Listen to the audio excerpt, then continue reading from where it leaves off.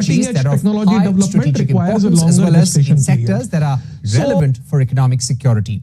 Under the scheme, a fund will be set up to provide financing to R&D projects in the form of long-term loans and with low or nil interest rates. Joining us now to discuss the importance of this scheme is Abhay Karandikar, Secretary, Department of Science and Technology. Thank you for being with us, sir. Let me begin by asking you how this fund will be operationalized and, number two, implemented.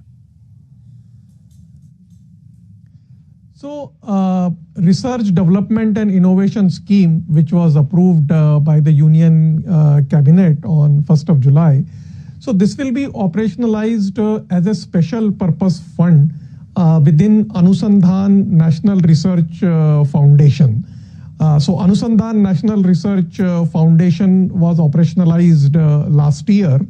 ANRF has a governing board which is chaired by the Honorable Prime Minister, and Executive Council, which is chaired by the Principal Scientific Advisor to the Government of India. So this RDI scheme will work as a special purpose fund within ANRF. Now, this special purpose fund will be the holding fund. It will hold this 1 lakh crore corpus, but this fund will identify the second level fund managers. So second level fund managers could be the alternate investment funds or development financial institutions or some focused research organizations like Technology Development Board or BIRAC. This first level fund will channel the money through this second level fund manager, and the second level fund manager then will do the actual investments in the R&D projects of the private sectors. So this is how, in this, it will have a two-tiered structure, and it will work in this two-tiered structured mechanism. Right. Who will be the target groups for receiving the funds? So the target groups we are envisaging primarily the private sector, and in the private sectors, it could be the corporates, it could be the industry R&D labs, or it could be the startups.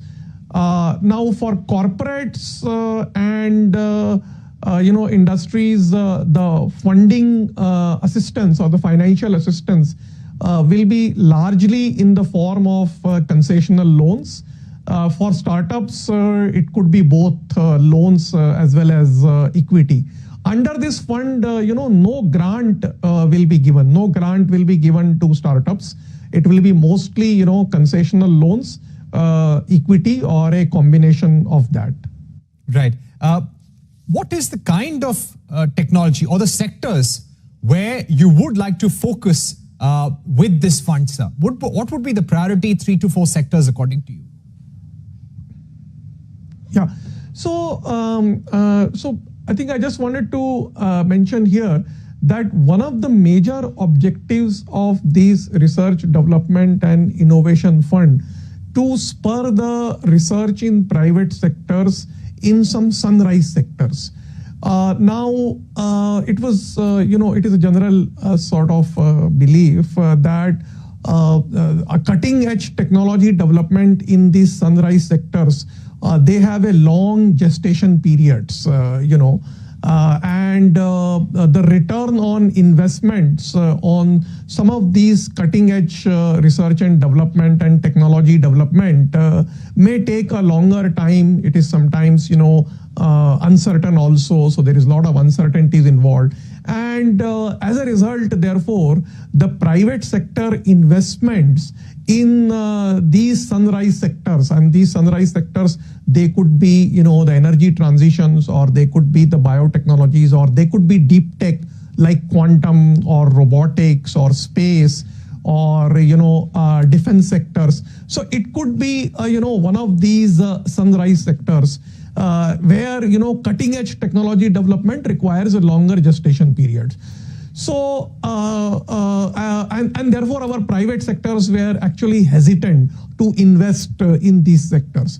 This fund will actually mitigate the initial risks and will invest in the cutting edge technology development in sectors such as energy transitions, precision agriculture, digital economy, deep tech like quantum, robotics, drones, space, or strategic security application technologies.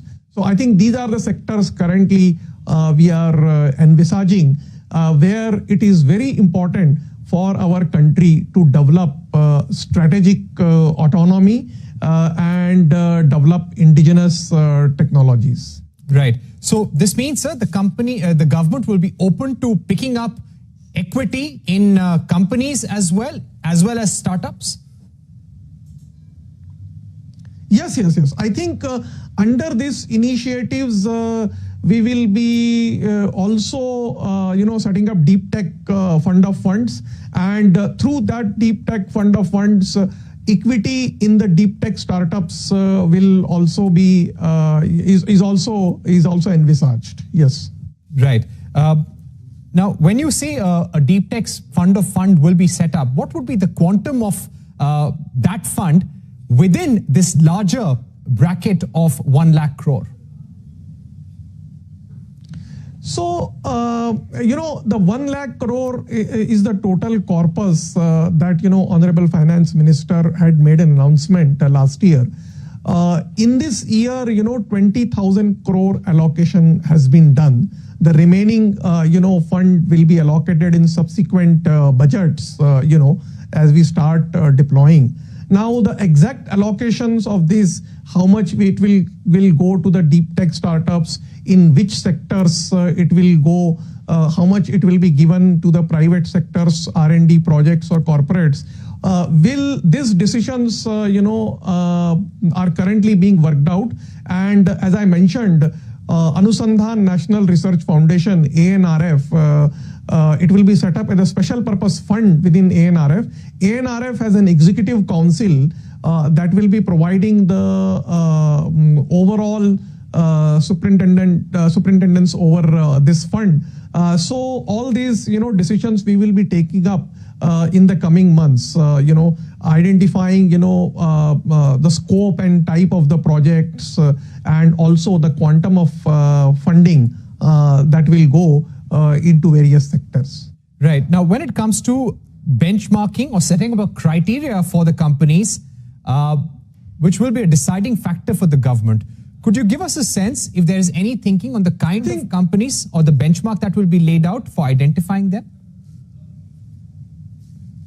No, actually, we are open to any private sector company, whether it is corporates or industry or startups. But there are only two criteria. One is the technology development should be really cutting edge and deep tech. This fund will not be used to subsidize the routine R&D of the private sector. So that is actually is very, very clear, because our objective is really to de-risk early investment where the private sector investment is not coming up. So we will not be using it to subsidize the routine R&D. So that is one sort of measure. The other measure is that we would also like the private sector, particularly the corporates, to also bring in some investments to the extent of maybe the 50% cost, 50% of the total cost of the project, so that the corporates also have a skin in the game. So I think these will be the broader criteria. But of course, the detailed criteria, etc., are currently being worked out. And I think in the couple of months, from now, we should be able to, come fully roll out this scheme. So you're saying, sir, the corporates, as part of the scheme, will be asked to pay 50% of the project cost at least? Yes. I mean, we are we were expecting that the corporates should also put in amount so that we see their seriousness and their willingness to take the risks along with the government, because obviously the government is taking the risk in the cutting edge technology development. So this is one of the vehicles to de-risk their full investment. Right. I would also ask you about the possibility of acquiring technology from abroad when it comes to acquisition or buying of technologies and providing it to companies and startups in the country. Would you be open to doing that as well, sir? Yes. I think as has been mentioned also, that this fund will also be used to do the acquisition of technologies. So suppose some startup or some company wants to acquire a technology so that it gives us an advantage of not starting from zero but starting from some base which they have acquired and then leapfrog it to the next level. Yes, that fund can be used by the companies for the acquisition of those technologies as well. Otherwise, the basic objective is to do the R&D, do the commercializations, product development, etc. But it doesn't have to start from zero. It could also start by acquiring some technology and then building onto it. And we will be open to supporting such measures. Okay. I would also like to ask you about the rare earth magnet crisis in the country. Do we have the technology right now for refining the rare earths and then making magnets in the country? Because this seems to be a major problem. Would the government be open to acquiring technologies from friendly allies? Yes, I think so. First of all, let me tell you that we do have the technology in some of our labs. And if some private sector corporates or some industry wants to take it further and commercialize, yes, I think that is a possibility. We can look at such project proposals. And alternatively, as you mentioned, since acquisition of technologies will also be supported through these initiatives, we are open to that. And it is not just the rare earth magnet, but even other sectors also.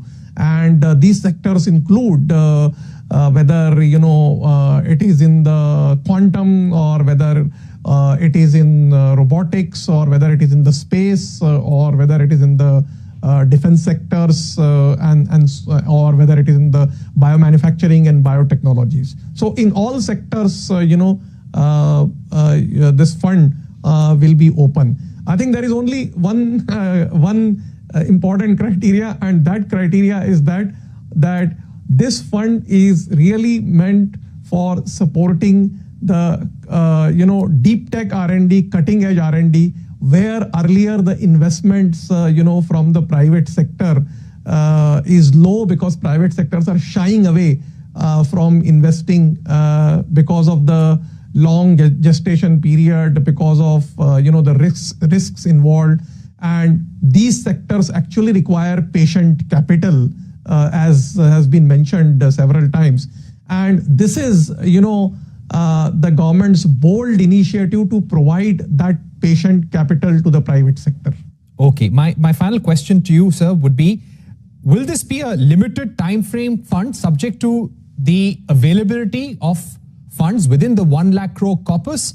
Or would this become like a sovereign wealth fund, a rolling fund that will always be there now to incentivize cutting edge R&D in the deep tech space?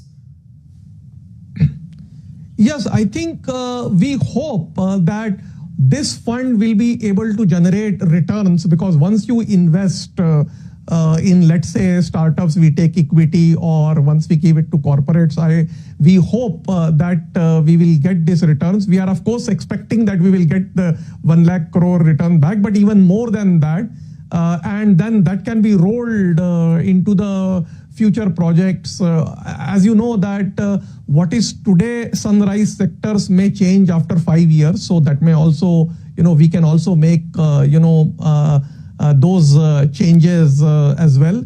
And thirdly, and most importantly, this should be considered as an initial investment by the government. We are hoping that by giving that initial patient capital, in the coming years, private sector's money will flow in to actually, scale these technology development to the next level. So we are hoping that when the government invests 1 lakh crore, maybe, this will catalyze investment of 10 lakh crores maybe.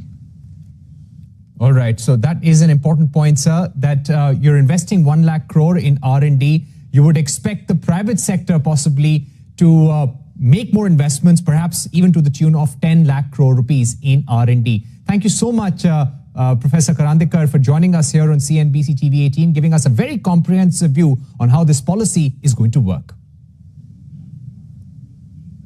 Thank you. Thank you very much. On that note, we take a short break, but on the other side, investment firm Recognize has announced successful close of its second digital services fund after securing over $1.7 billion in commitments. I caught up with the Recognize co-founder Francisco D'Souza on the firm's investment bets and growth plans going ahead. Stay tuned.